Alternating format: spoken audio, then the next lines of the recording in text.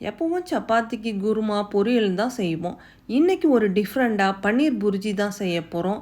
So இது சப்பாத்தி, நான், bread எல்லாத்துக்கும் தொட்டு சாப்பிட ரொம்ப அட்டகாசமா இருக்கும். ஒரு டைம் இது செஞ்சு பார்த்துட்டீங்கன்னா, அடிக்கடி நீங்க செய்வீங்க. ஸோ ஒரு ஃப்ரை பேன்ல 2 டேபிள் ஸ்பூன் ஆயில், 1 டீஸ்பூன் ஜீரகம், 2 ஃபைனா சாப் பண்ண ஆனியன், 2 பச்சை மிளகாய் இதெல்லாம் ஆட் பண்ணிவிட்டு ஒரு 2 நிமிஷம் இதை வதக்கிக்கோங்க.